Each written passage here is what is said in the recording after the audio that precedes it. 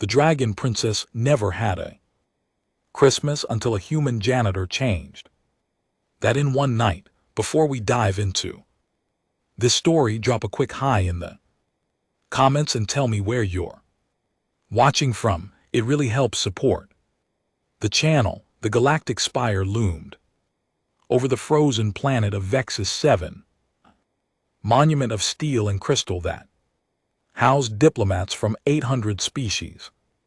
Inside its pristine corridors, maintenance worker Ethan Cole pushed his cleaning cart past another group of delegates who didn't bother to acknowledge his existence. He didn't mind. In the 3 years since humanity joined the Galactic Union, he learned that most species saw janitors as invisible furniture, and that suited him just fine.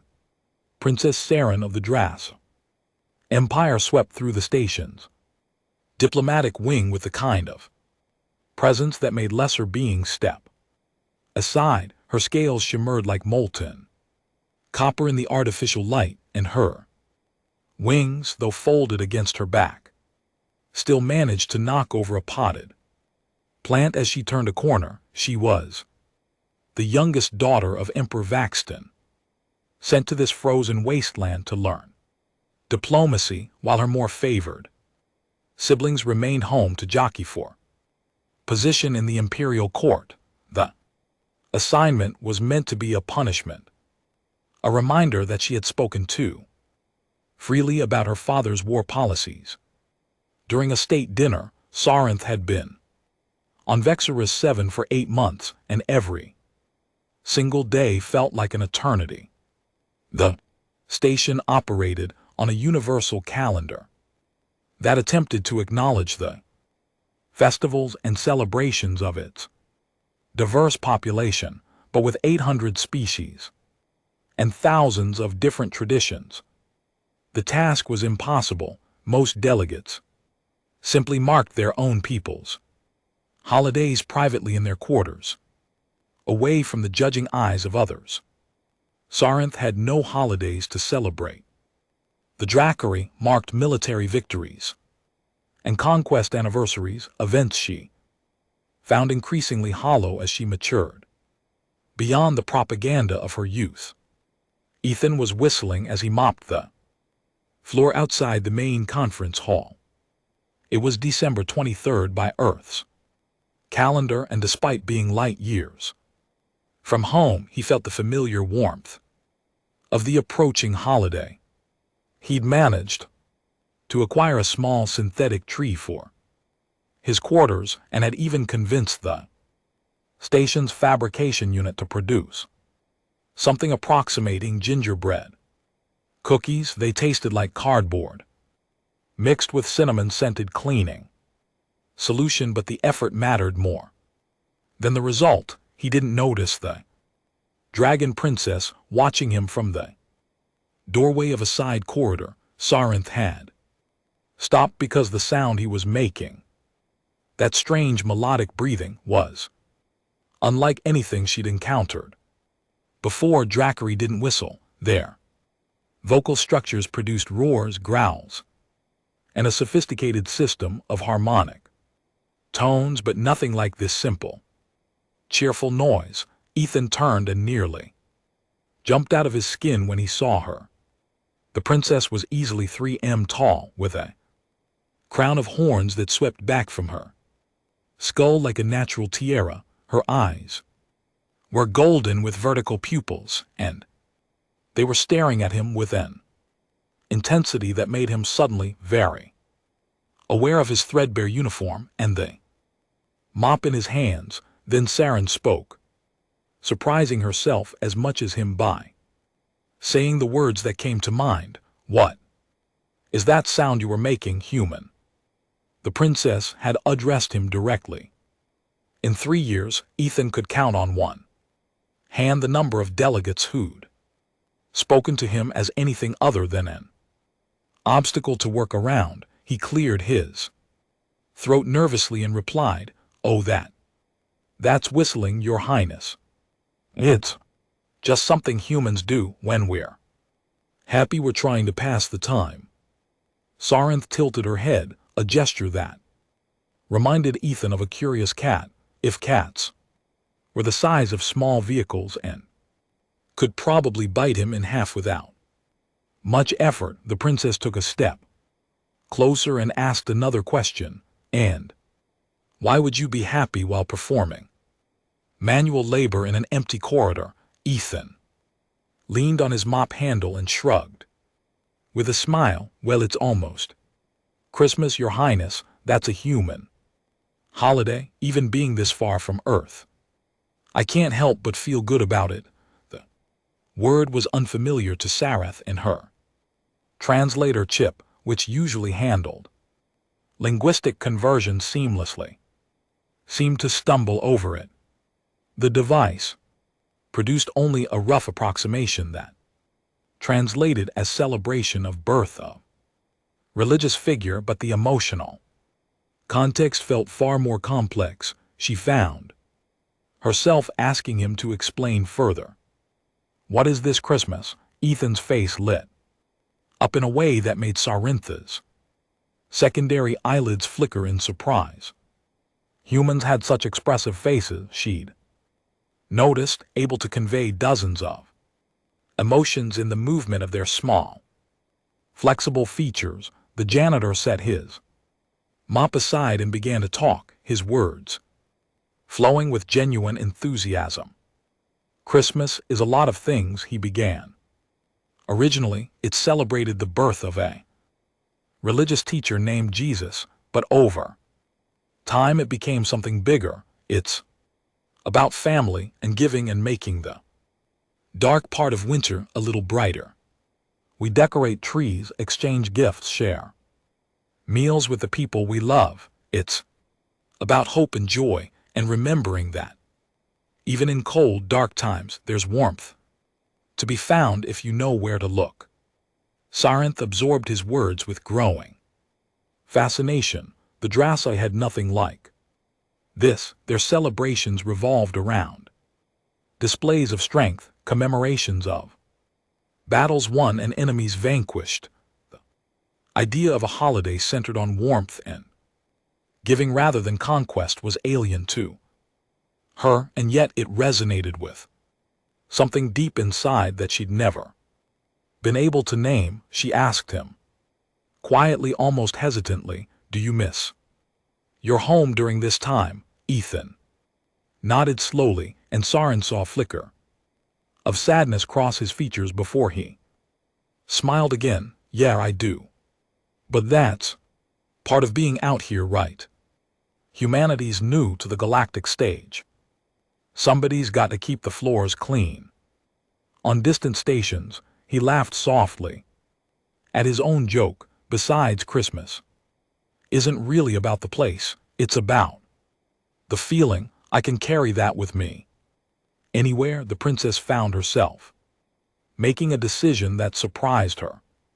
Would you? She paused, searching for the right words. Would you tell me more about this Christmas? I have no duties for the remainder of the evening, and I find myself curious about human traditions. Ethan blinked in surprise, but recovered quickly. He'd been trained in basic diplomatic protocols, even as a maintenance worker, and refusing a direct request from a member of the Drachari royal family seemed like a poor career move. More than that, though, the princess seemed genuinely interested, and Ethan had always been a sucker for anyone who wanted to learn about Earth's cultures. Sure, Your Highness, I'd be happy to. Would you like to see my quarters? I've set up a few decorations. Sarinth followed the human through the station's less glamorous sections, noting how different these corridors were from the polished diplomatic wings. The walls here were functional rather than beautiful, marked with the scuffs and stains of heavy use. Other maintenance workers nodded to Ethan as they passed, and several did double takes at seeing a Drasai princess in their domain.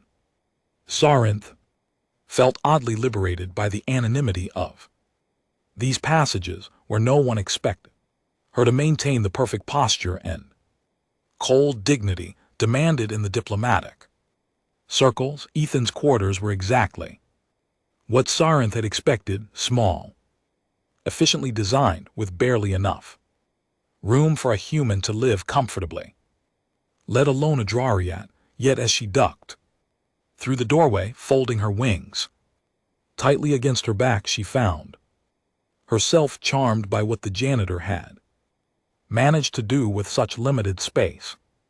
The synthetic tree stood in the corner, barely a meter tall, decorated with strings of small lights that pulsed in gentle, warm colors. Handmade ornaments hung from its branches, folded paper, and intricate shapes, bits of colored foil twisted into stars.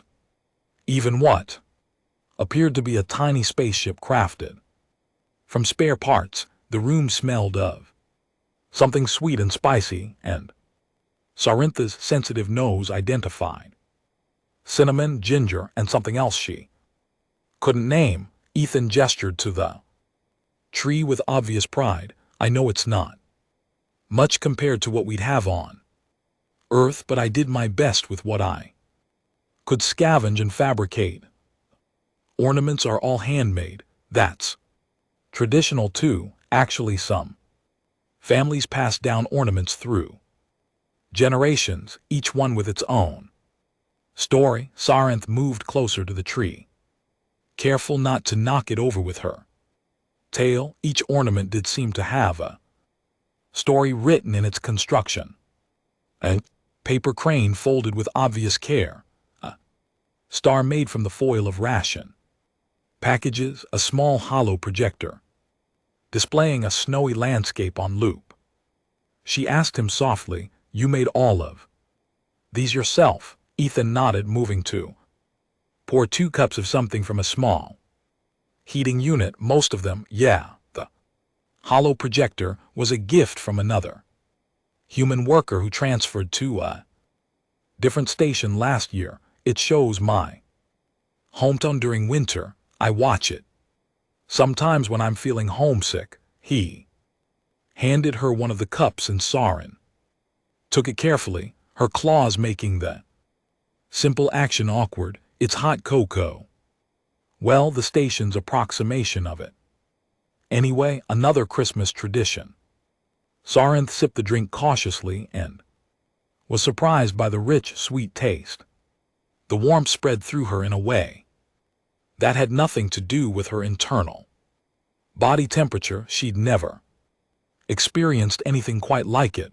The princess settled onto the floor, her size making it impossible to use the room's human-called furniture, and found herself asking question after question about Christmas traditions. Ethan explained them all with patience and enthusiasm. He told her about Santa Claus, a mythical figure who rewarded good behavior with gifts, and she was delighted by the absurdity of it. He described Christmas carols, songs that humans sang together during the holiday season, and even played a few recordings from his personal collection.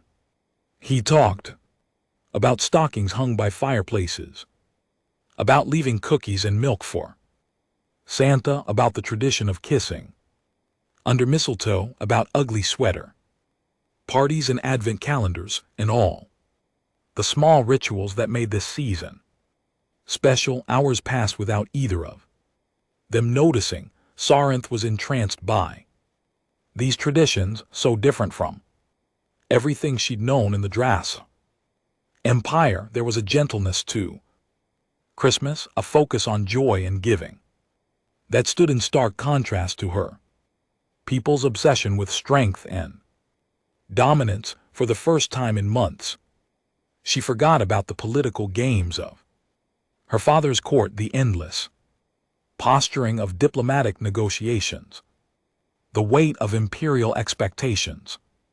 Then Ethan mentioned something that made Sarintha's breath catch in her throat. The best part of Christmas, though, is the gift giving. It's not about expensive things or showing off wealth. It's about finding something that shows you know someone that you've paid attention to what makes them happy. The thought behind the gift matters more than its value. Saranth looked down at her claws, at the ceremonial rings that marked her rank, the jeweled bands that were worth more than Ethan would earn in his lifetime. No one had ever given her a gift chosen because they knew her. Every present she'd received had been a calculated political gesture selected by advisors and designed to curry favor with her father. The idea that a gift could be personal, meaningful, chosen out of genuine care rather than political calculation struck her as revolutionary. She asked him quietly, barely above a whisper, "Has anyone ever given you such a gift?" Ethan smiled, and there was a depth of emotion in his expression that Saranth was only beginning to understand. "My grandmother did every year. She passed away a few years before I left Earth, but I still have the last thing she made me." He reached into a drawer and pulled out a hand-knitted scarf worn soft with and hues and shades of blue and green. She made this herself. Took her 3 months because her hands were getting stiff with arthritis. When I wear it, I can still remember her hugs, the way her house always smelled like baking bread, how she'd always have a kind word no matter how bad my day had been. Saranth felt something wet on her scales and realized with shock that she was crying. Drari rarely cried. Their tear ducts produced moisture only in extreme emotional distress. She tried to wipe away the tears quickly, embarrassed by this display of weakness, but Ethan had already noticed. The human moved closer, his small hand reaching up to gently touch her arm, and his voice was soft with concern. "Hey, it's okay. Christmas can be emotional. It makes us remember the people we love, the moments that mattered. There's no shame in that." Saranth looked at this small human, this janitor that the other delegates wouldn't even acknowledge, and saw something that she'd never found in any member of her father's court: genuine kindness without agenda, warmth without calculation. She asked him a question that had been building throughout their conversation. "Do you think could someone like me, someone not human, could they celebrate Christmas too?" Ethan's smile was immediate and bright. "Of course. Christmas is about the feeling. Remember, it's about choosing to find joy and spread kindness. Anyone can do that regardless of what species they are." He glanced at his chronometer and added, "Actually, it's past midnight now. By Earth's calendar, that means it's officially Christmas Eve. You know what?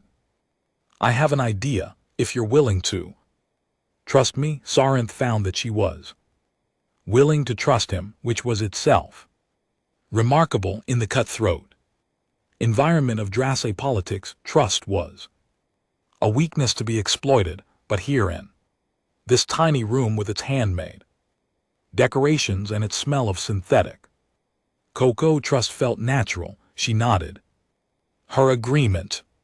Ethan's idea was audacious in its simplicity. Over the next hour they made their way through the service corridors of the station, the janitor leading the princess on what he called a Christmas adventure. Their first stop was the fabrication lab, where Ethan Sweet talked the night shift operator, a Zentarian named Gleb, into helping them create some items. Saranth watched in fascination as Ethan designed and produced small gifts, a set of hand warmers for the Kylian delegate who was always complaining about the station's temperature, a specialized stylist for The memory artist whose manipulator appendages struggled with standard tools, a collection of herbal teas for the Vorsen ambassador who'd mentioned missing flavors from his home world.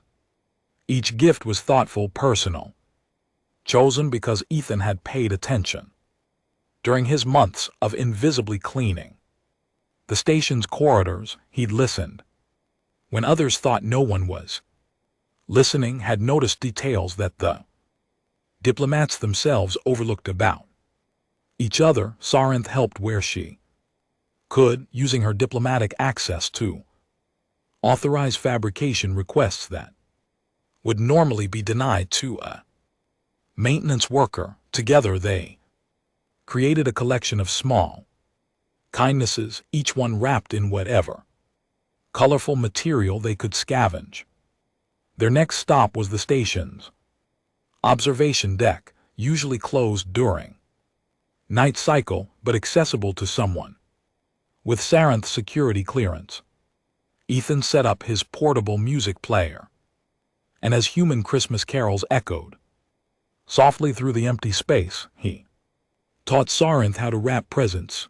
The princess's claws were not designed for such delicate work, and she tore more paper than she folded, but Ethan laughed with her rather than at her, and slowly she improved. As they worked, Ethan told her more stories about Christmas, traditions from different human cultures. He described how Filipinos celebrated with giant lanterns, how Ethiopians marked the day with white robes and ancient rituals, how Mexicans held lost possessions.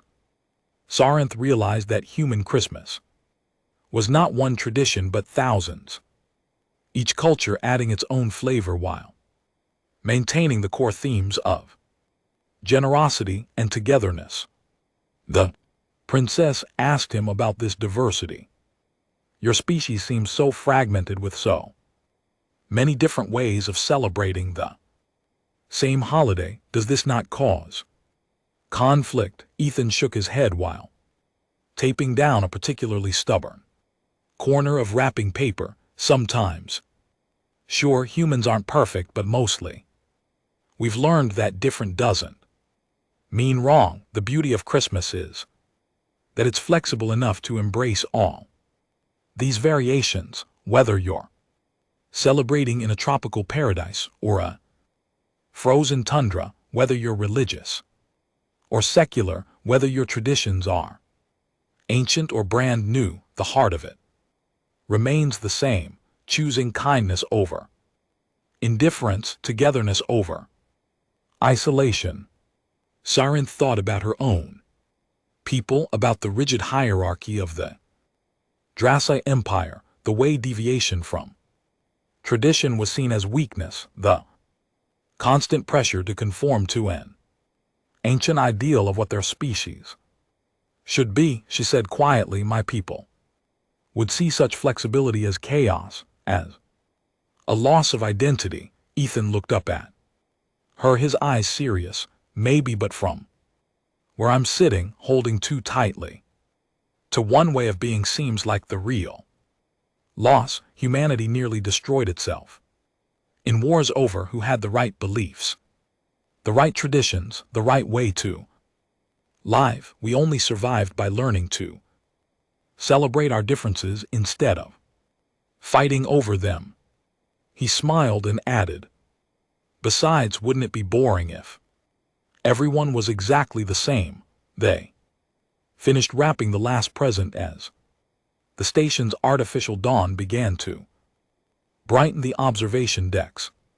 Viewports. Ethan stretched and surveyed their work with satisfaction. Okay, now comes the fun part. We deliver them.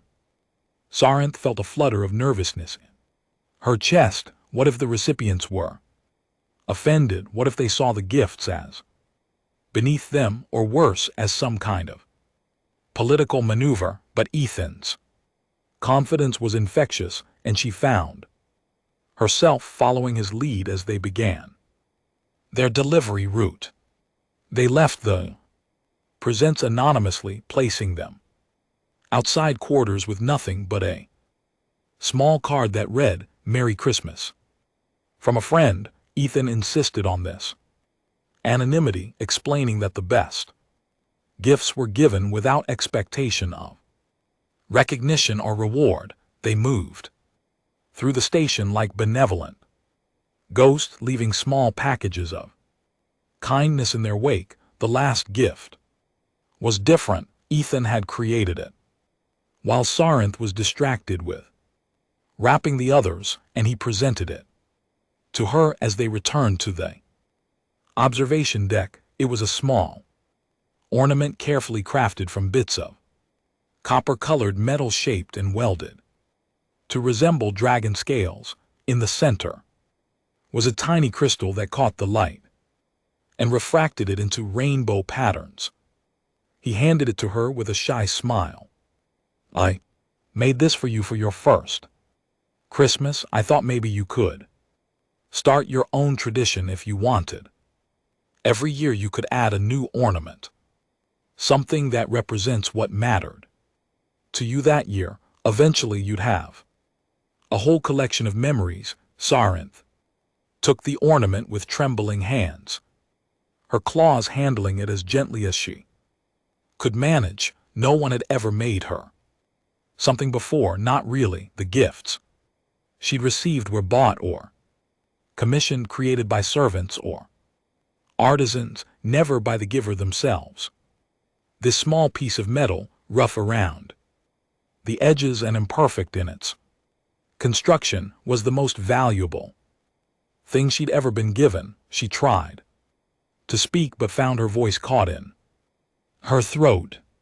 Ethan seemed to understand, and he simply stood beside her looking out at the stars visible through the viewport. Finally Sarinth managed to say what she was feeling. "Thank you, not just for the gift but for all of this, for sharing your tradition with me, for treating me like a person instead of a title. I have been on the station for 8 months and I have spoken with hundreds of delegates, but I have never had a conversation as meaningful as the one we shared tonight." Ethan bumped her arm gently with his shoulder, the human gesture of camaraderie looking absurd given their size difference. "That's what Christmas is about, connecting with each other as people, not as positions or ranks or species.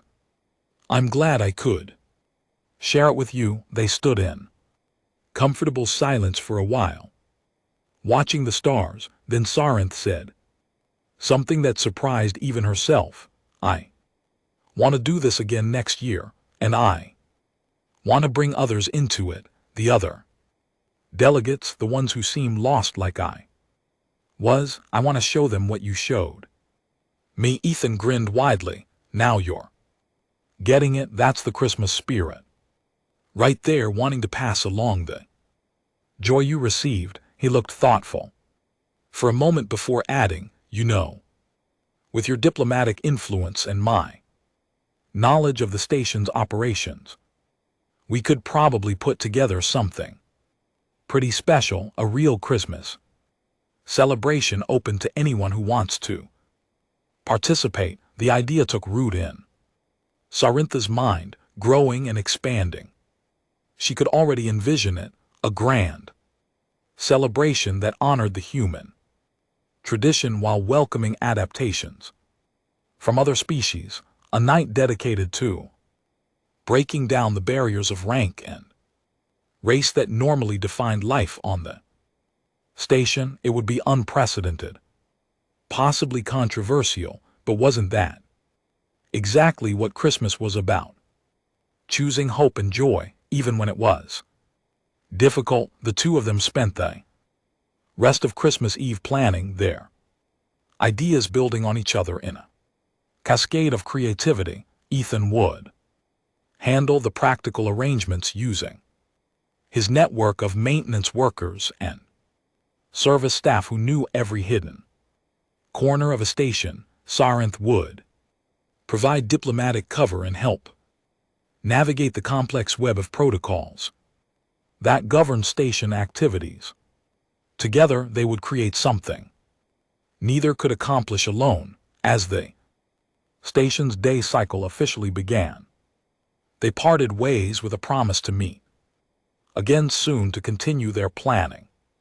Sarinth returned to her diplomatic quarters where her attendants fussed over her unusual absence and disheveled appearance. She ignored their concerns, instead placing her new ornament on her desk where she could see it, a tangible reminder of the night that had changed everything. Over the following weeks, Sarin found herself seeing the station through new eyes where before she had noticed only the political tensions and diplomatic maneuvering. She now saw the individuals behind the titles, the Vor ambassador who loved poetry but never had anyone to share it with, the Kylothean delegate who played a musical instrument late at night when she thought no one could hear, the Zentarian trade representative who collected jokes from different species and laughed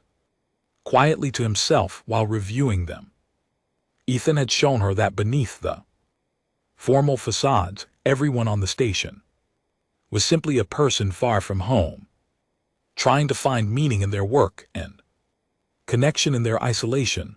Armed with this new perspective, Sarinth began to engage with her fellow delegates differently. She asked questions not as diplomatic gambits but out of genuine curiosity. She listened not for strategic advantage but because she actually cared about the answers. To her surprise, others responded. Conversations became deeper, more authentic. The rigid walls of diplomatic protocol began to crack just slightly, allowing glimpses of the real people underneath. Ethan, for his part, discovered that having a princess as a co-conspirator opened doors he'd never known existed, resources that would normally be denied to a maintenance worker became available through Sarintha's authorization. Spaces usually restricted to diplomats could be accessed for their planning sessions. Most importantly, Sarintha's enthusiasm and vision pushed Ethan to think bigger than he'd initially imagined. What had started as a simple idea for a small gathering evolved into plans for a proper Christmas celebration, complete with decorations throughout the public areas of the station, a feast incorporating dishes from multiple species and activities designed to encourage interaction across cultural boundaries. They recruited others to help, carefully selecting individuals who seemed open to the idea of cross-species celebration. Gleb, the Zentarian fabrication operator, became their primary source for materials and technical solutions. Maya Kendrick, a human botanist studying extriophil plants in the station's science wing, helped them design decorations that wouldn't trigger allergies or sensory issues for the station's diverse population. Thesis, a young Kylothean diplomat who become friends with Sarinth during her months on the station, used his species' natural talent for logistics to help coordinate the complex scheduling required to host an event for hundreds of beings with different biological needs and cultural sensitivities. The more they worked together, the more the project took on a life of its own. What had begun as Sarintha's desire to recreate the magic of that first Christmas Eve became something larger, a statement that connection was possible across the vast differences that separated species, that celebration could be shared even when traditions were not, that kindness and joy were universal languages. Not everyone approved. Some delegates saw the whole endeavor as frivolous, a waste of time and resources. Others viewed it with suspicion. wondering what political game the Dracai princess was really playing. There were concerns about religious implications, about whether celebrating a human holiday was appropriate for a multi-SE station, about whether such fraternization undermined the dignity required for proper diplomatic relations. Sarinth faced criticism from her own people as well. The Dracari ambassador, a stern military commander named Verax, summoned her to his office and lectured her on the importance of maintaining proper imperial dignity. A princess of the Dracari Empire did not engage in frivolous celebrations with lesser species. He told her such behavior reflected poorly on her father's reign and on the empire itself. Sarinth listened to his criticisms with the patient expression she'd perfected over years of dealing with her father's advisors, and then she said something she'd never had the courage to say before. With respect, Ambassador Verax, I disagree. The strength of the empire should not be measured solely by our military victories or our ability to intimidate others. True strength includes the confidence to engage with other species as equals, to learn from them, and to find common ground despite our differences. If we are so fragile that a simple celebration threatens our identity, perhaps we are not as strong as we believe. Verax's scales had darkened with anger, but he couldn't actually forbid her from proceeding.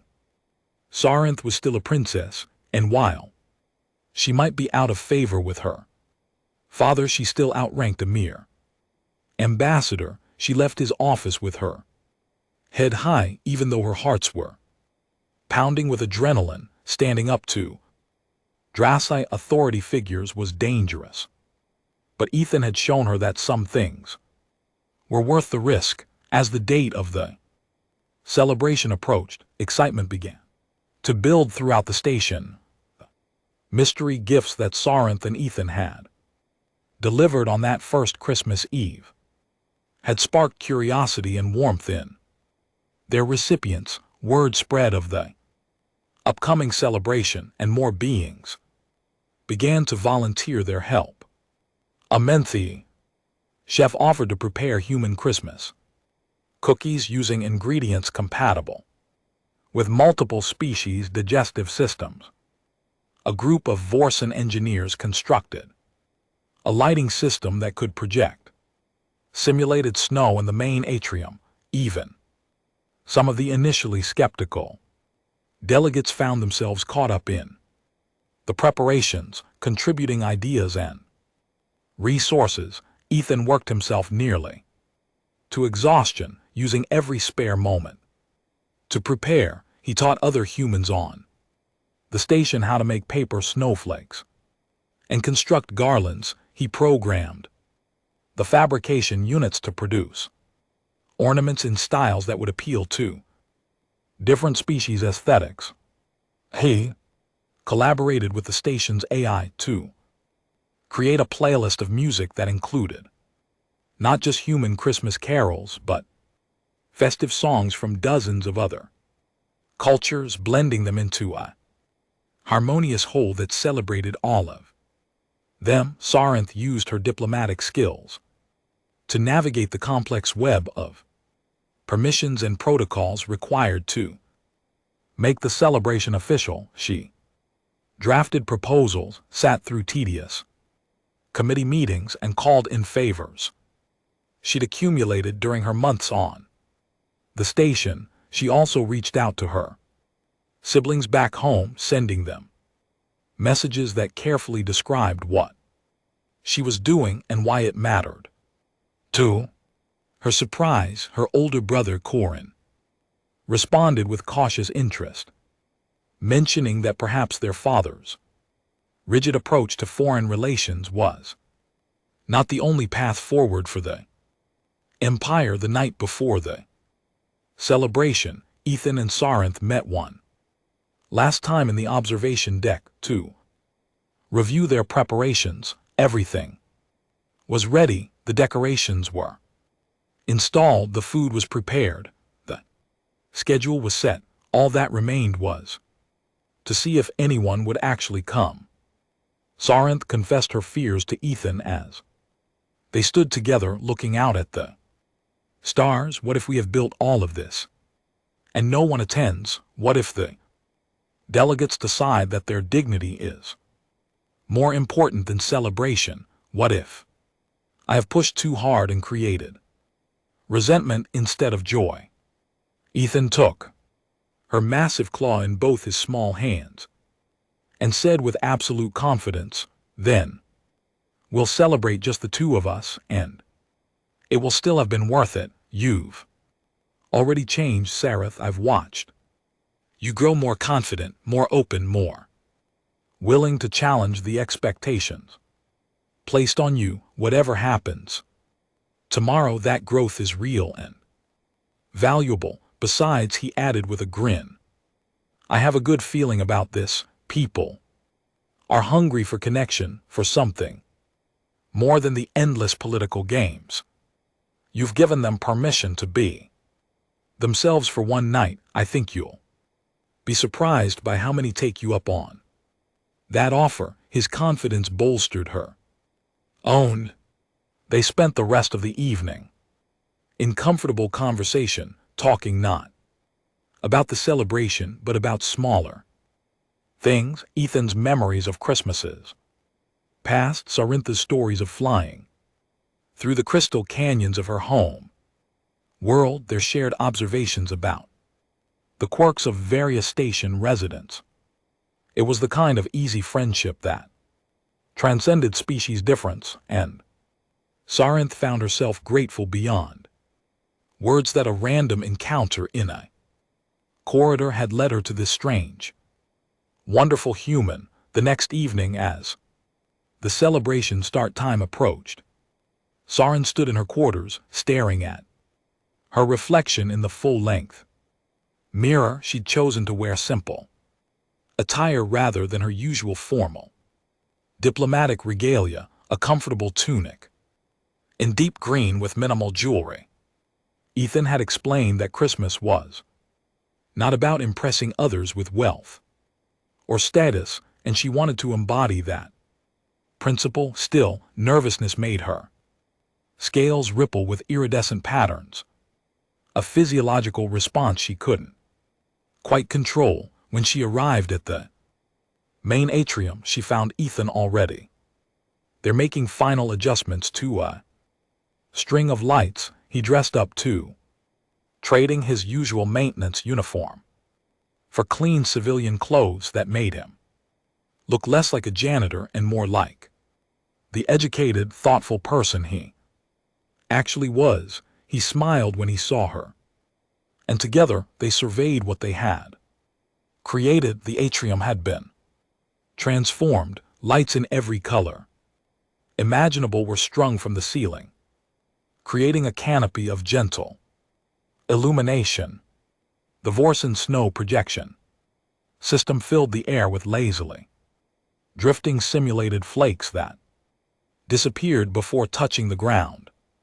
Tables held food from dozens of worlds, each dish labeled with its ingredients and cultural significance. A massive, collaborative tree stood in the center, decorated with ornaments representing the home worlds of every species on the station. Music played softly in the background, a carefully curated mix that cycled through festive songs from multiple cultures. For the first few minutes after the official start time, Sarintha's fears seemed realized. The atrium remained empty except for her and Ethan and the small group of volunteers who helped with preparations. Then, slowly delegates began to arrive. First came the ones who'd been most supportive during planning, these and a group of other young Kothian diplomats, Maya, Kendrick and her fellow human researchers, Gleb with several other Zentarian workers. Then others followed. Curiosity overcoming caution, a trio of menthy artists, the Voron poetry-loving ambassador, even some of the more conservative delegates who entered cautiously, as if expecting a trap. Within half an hour the atrium was full, beings from dozens of species, mingled in ways that would never happen during formal diplomatic functions. The usual rigid hierarchies dissolved as delegates discovered shared interests, with maintenance workers as ambassadors, laughed at jokes told by entry-level staff as beings who'd never spoken, beyond perfunctory greetings found themselves in deep conversations about art, philosophy, and the experience of being far from home. Ethan had set up several activity stations, and they proved remarkably popular. At one table, beings with appropriate manipulator appendages tried their hand at decorating cookies under Mia's cheerful instruction. The results were often hilariously bad, but the laughter was genuine. Another station offered materials for making ornaments, and Sarinth was touched to see her stern military advisors carefully crafting paper decorations with surprising concentration. A third area had been set up for storytelling, where anyone could share a tradition from their own culture. The stories ranged from solemn to silly, but each was listened to with respect and interest. The Vorson ambassador, whose name Sarinth had learned was Telvin, approached her midway through the evening. He was a stately being, his species resembling tall, slender trees with faces formed from knots in their bark-like skin. He spoke in the slow, measured tones of his people. Princess Sarinth, I must confess I had doubts about this gathering. I feared it would be superficial, a pale imitation of true cultural exchange. I was wrong. What you have created here is genuine. I have had more meaningful conversations tonight than in my entire posting to this station. Sarinth felt warmth spread through her at his words. Thank you, Ambassador Telvin, but I cannot take full credit.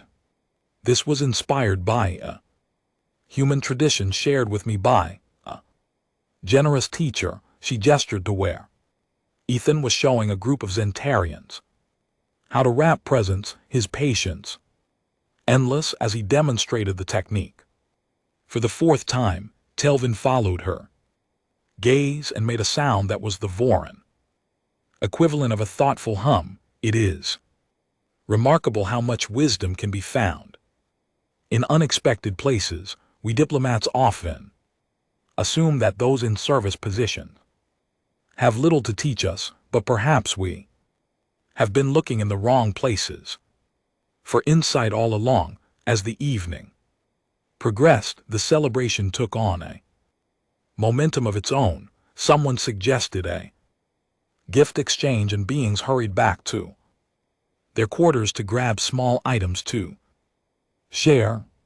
The gifts were often humble, things that had personal meaning rather than monetary value, and the exchanges sparked new friendships and deeper understanding. Ethan's recorded Christmas carols inspired some beings to share songs from their own cultures, and soon an impromptu concert had formed, with species taking turns performing festive music. The variety was stunning, from the harmonic chanting of the Vorsons to the rhythmic drumming of the Kylothayans to the haunting whistle songs of the Menthy. Sarinth found herself pulled into conversation after conversation, and for the first time since arriving on the station, she felt truly connected to those around her. Masks of diplomatic formality had fallen away, revealing the persons beneath.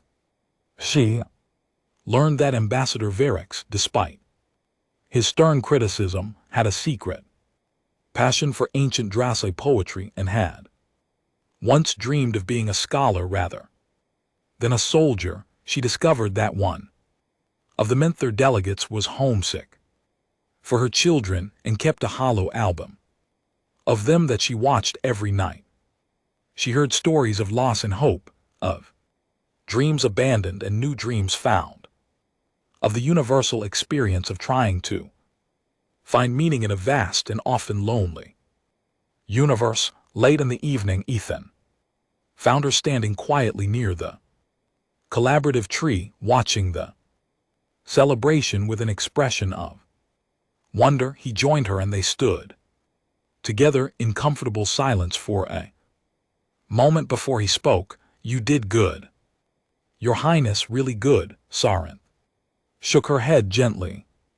"We did good. I could never have created this without you. You gave me the gift of seeing possibilities I never knew existed."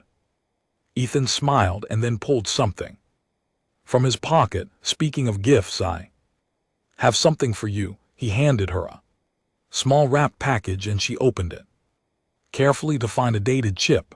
"It's a collection of human Christmas movies and specials," he explained. "Some are silly, some are sentimental, but they all capture different aspects of what the holiday means. I thought you might enjoy exploring the tradition more deeply. Consider it your Christmas present." Sarenth accepted the gift with profound gratitude, and then she retrieved something from a concealed pocket in her tunic. "I have something for you as well. It is not much, but I wanted you to have it." She handed him an intricately carved piece of crystal, no larger than his thumb, shaped into the form of a dragon. In flight, she made it herself over the past weeks, working in secret with tools borrowed from the Menth artists, learning the delicate craft of crystal carving specifically for this purpose. It represents the Drachari belief that freedom is found not in power over others, but in the courage to be oneself. "You taught me that courage, Ethan Cole. This is my thanks." Ethan held the crystal up to the light and it cast rainbow patterns across his face. His eyes were suspiciously bright as he thanked her. "I'll treasure this always." He attached it to the chain he wore around his neck, where it hung next to his identification tags. "There, now I'll carry a piece of this night with me wherever I go." The celebration continued well past its scheduled end time, with no one wanting to leave the warmth and connection they'd found. When delegates finally began to drift away, it was with reluctance and with promises to do this again, to not let the barriers of rank and duty rebuild the walls that had fallen. Tonight, Sarenth and Ethan were among the last to leave, staying to help with cleanup along with a dedicated group of volunteers who'd grown to love what they had created together. As they worked, Gleb asked a question that several others had been wondering about. "So, Princess Sarenth, Ethan, is this going to be an annual thing? Because if you need help next year, count me in." Sarenth and Ethan exchanged glances, and in that shared look was the answer, "Yes." Sarenth said firmly, "This will be an annual celebration, but more than that, I hope it will be the beginning of something larger. We have proven tonight that connection across species is not only possible but necessary. We have shown that celebration and joy are not frivolous distractions from important work, but are themselves important work. I intend to carry this lesson forward in all my diplomatic efforts." The words were more than just a promise about a holiday celebration. They were a declaration of a new approach, a commitment to the values that Christmas represented. Sarenth had arrived on Vexorus 7 as a disgraced princess sent into exile. but she would leave whenever. That time came as someone transformed, carrying the knowledge that true strength lay not in domination but in the courage to connect, to be vulnerable, to care about others, regardless of their species or status. In the weeks following the celebration, the effects rippled outward through the station. Negotiations that had been stalled for months suddenly found resolution as delegates approached discussions with newfound empathy and willingness to understand opposing viewpoints. The rigid hierarchies that had defined station life began to soften, with more mixing between ranks and positions. Small traditions emerged like weekly cross-species meals and cultural exchange programs, all inspired by the Christmas celebration success. For Saranth, the changes were even more profound. Her reports back to the Dras Empire began to include suggestions for reform, for new approaches to diplomacy that prioritized mutual benefit over dominance. Her brother Corin became an ally in these efforts, quietly building support among younger members of the imperial court for a more progressive vision of their species' role in the galactic community. Her father remained skeptical, but even he could not ignore the successes his youngest daughter was achieving in negotiations that had previously been intractable. Ethan continued his work as a janitor, but with a new understanding of the power that even the humblest position could hold. He started teaching classes on human culture for any station residents who were interested, sharing not just information about Earth, but the philosophy of connection and respect that he demonstrated so well. His small quarters became a gathering place for beings seeking something more than the formal interactions of diplomatic life, a space where anyone, regardless of rank or species, could find warmth and acceptance. The friendship between the princess and the janitor became legendary on the station, a story that was told and retold as an example of how meaningful connection could form in the most unlikely circumstances. They met regularly, sometimes to plan the next year's celebration, but more often simply to talk, to share their lives, to be friends in the truest sense of the word. Saranth learned to appreciate human humor and storytelling. Ethan gained insight into Dracari history and culture that few humans had ever received. A year passed, and the second annual Christmas celebration was even larger than the first, with advanced planning committees formed and representatives from every delegation involved in the organization.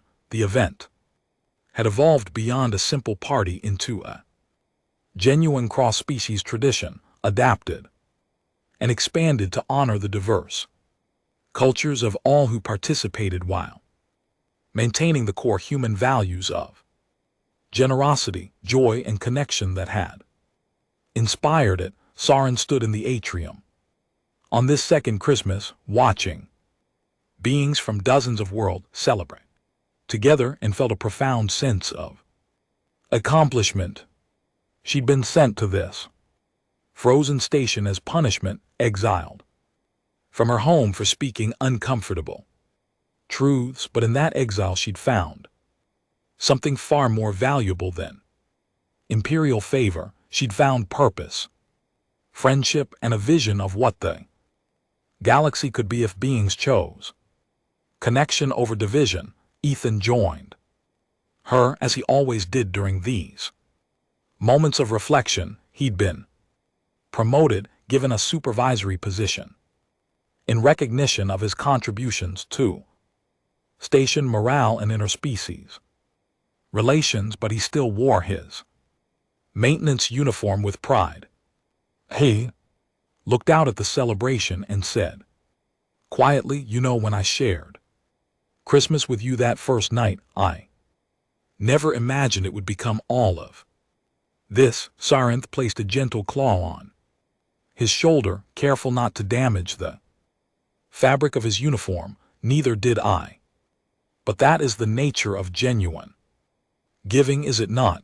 We cannot predict how a small act of kindness will grow, what ripples it will create. We can only choose to offer what we have within open heart and trust that it will find fertile ground. Ethan nodded thoughtfully. My grandmother used to say something similar. She'd tell me that the best gifts keep giving long after they're received. That true generosity creates cycles of kindness that spread far beyond the original giver's intention.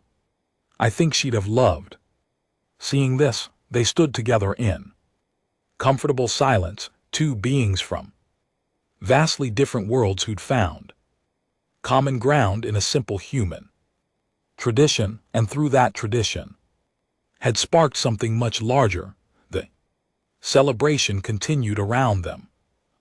Symphony of laughter and conversation, and music from countless worlds, all blending into a harmony that transcended language and culture. Later that night, after the celebration had ended and the last guest had departed, Sarinth returned to her quarters and added a new ornament to the small tree she'd set up in her own rooms. It was a miniature replica of the collaborative tree from the atrium, crafted by Menthry artists as a gift to commemorate the second Christmas celebration.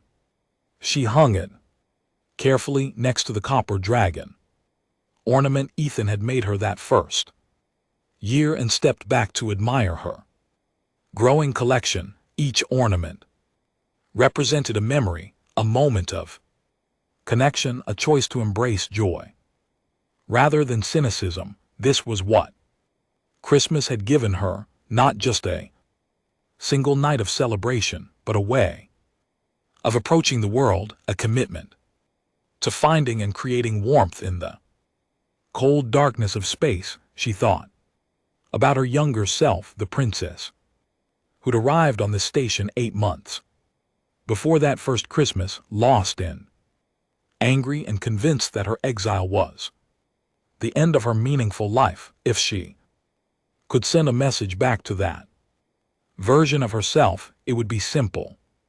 Your real life is about to begin, and it will start with a human janitor teaching you how to whistle. Sarinth activated her communication console and began drafting a message to her brother Corvin. The time had come to take the lessons she learned on Vexorus 7 back to the Drasse Empire itself. The path would not be easy, and many would resist the changes she advocated, but she learned from both Christmas and from Ethan that the most worthwhile endeavors were often the most challenging. She wrote with confidence and clarity, outlining a vision for a Drasse future that balanced strength with compassion, tradition with progress, pride with humility. As she wrote, snow began to fall outside her window, real snow this time.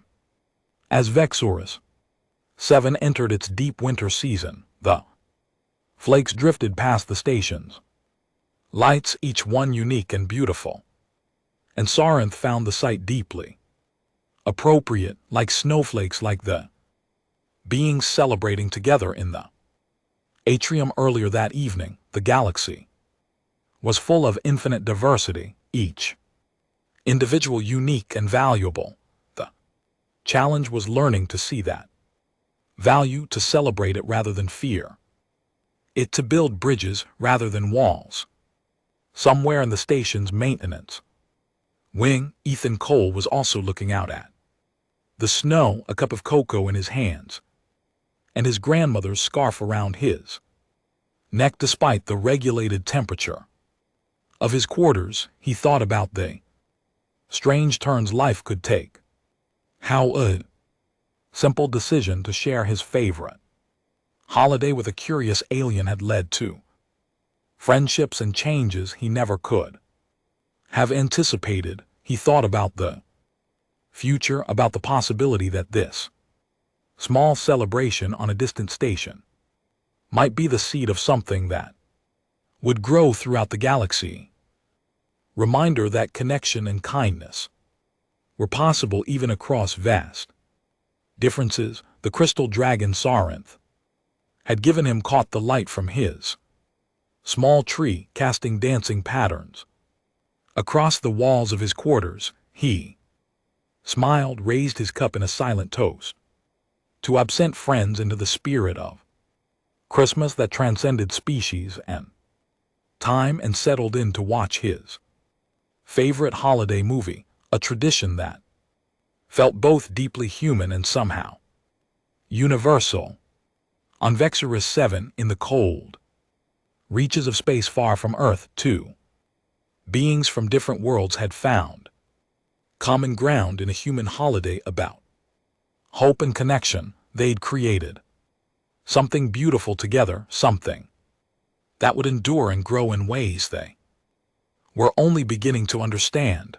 The galaxy was vast and often cold, but in this small corner of it, warmth had taken root, and no amount of darkness could extinguish the light they'd kindled together. That was the true gift of Christmas. Sarinth and Ethan had both come to understand.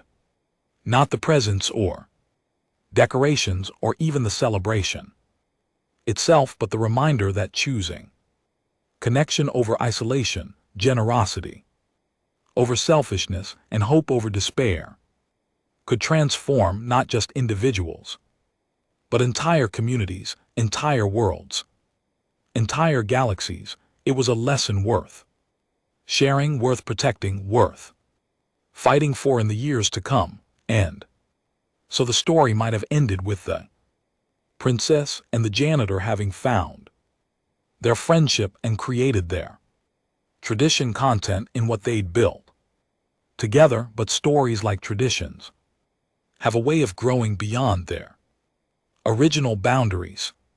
And the tale of the dragon princess and the human who taught her about Christmas was only beginning to spread through the galactic union, carried by those who'd attended the celebrations and been changed by them. Years would pass, and that simple celebration would become a symbol of a new approach to interspecies relations, a model for how beings from different worlds could find common ground without surrendering their unique identities. Sarinth would eventually return to the Drace Empire, and with her brothers' support would lead a quiet revolution in how her people engaged with the galaxy. Ethan would become an unlikely ambassador for human culture, his humble origins and genuine warmth making him more effective than many trained diplomats.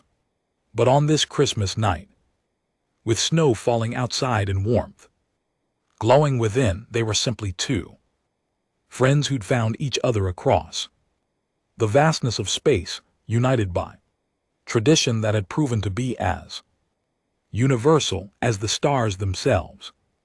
They'd learned that the greatest gifts were not things but moments of connection, not possessions but understanding, not power but the courage to be vulnerable enough to care. The dragon princess had never had a Christmas until a human janitor changed that in one night, and in doing so had changed not just her life but potentially the future of galactic civilization itself.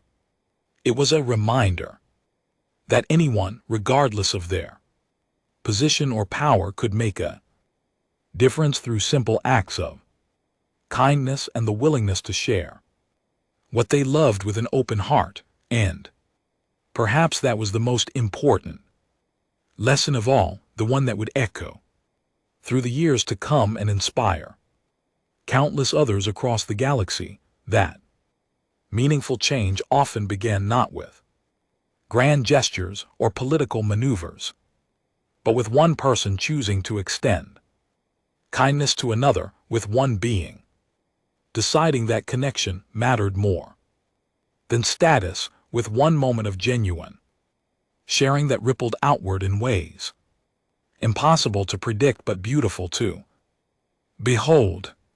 On Vexorus 7, Christmas had found a new home among the stars, and in finding that home had proven that the best human traditions were those that spoke to universal truths that touched on needs and hopes shared by all sentient beings, regardless of their origin. The holiday would continue to grow and evolve, adapted by each species that embraced it, but at its core would always remain the simple message that Ethan had shared with Sarinth on that first night, that even in darkness we can choose to create light, that even in isolation we can choose to forge connection, that even in a vast and sometimes frightening universe we can choose to believe in the power of kindness, generosity, and love. The story of the Dragon Princess and her first Christmas became a legend told across the galaxy, a reminder that the greatest adventures often began with the smallest gestures, and that the most profound changes often came from the most unexpected sources. It was a story that would inspire others to look beyond rank and species, to see the person behind the position, to remember that everyone from the mightiest emperor to the humblest janitor had something valuable to offer if only others would take the time to listen. And so, in a universe of infinite possibility, one human tradition found new life among the stars, transformed and adapted, but maintaining its essential spirit, proving that some truths were indeed universal, that connection mattered, that generosity enriched both giver and receiver, that taking the time to celebrate together, to pause in the midst of important work and simply enjoy each other's company was not a distraction from what mattered, but was itself among the most important things of all. The galaxy would never be quite the same after that first Christmas celebration on Vexus 7, and countless beings would find their lives enriched by a tradition that began with a princess asking a janitor about a curious sound he was making, a question that opened a door to understanding and friendship that would never fully close. It was a testament to the power of curiosity, of openness, of the willingness to learn from anyone, regardless of their station, and of the simple truth that sometimes the best teachers were those who never expected to teach anything at all, who simply lived their values so genuinely that others couldn't help but want to learn from them. Ethan Cole had taught Princess Sar about Christmas, but in doing so, he taught her something far more important, that worthiness was not determined by rank or power, that wisdom could be found in unexpected places, that the courage to be vulnerable and open was its own kind of strength. These lessons would shape her reign when she eventually returned home, would influence the reforms she championed, would ripple through the Dracai Empire and beyond in ways that would take generations to fully manifest, and all of it, every change and growth and moment of transformation, could be traced back to one night when a janitor decided to share his favorite holiday with a curious princess, when a tradition from one small blue planet found new life among the stars, when two beings from vastly different worlds discovered that the space between them was not so vast after all, that friendship could bridge any divide, that kindness was the most universal language in the entire cosmos. The Dragon Princess never had a Christmas until a human janitor changed. That in one night.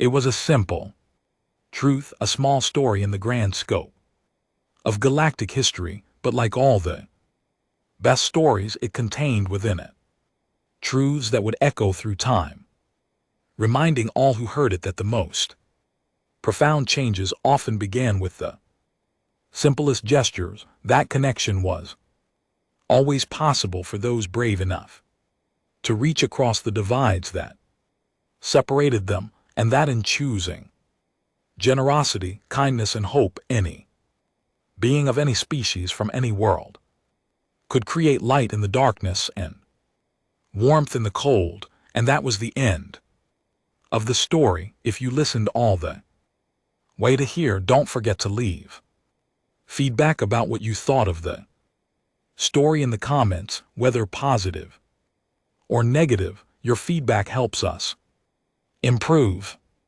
Also, leave your like and subscribe to the channel for more stories like this one, and I'll leave here on the screen another video that I'm sure you'll like.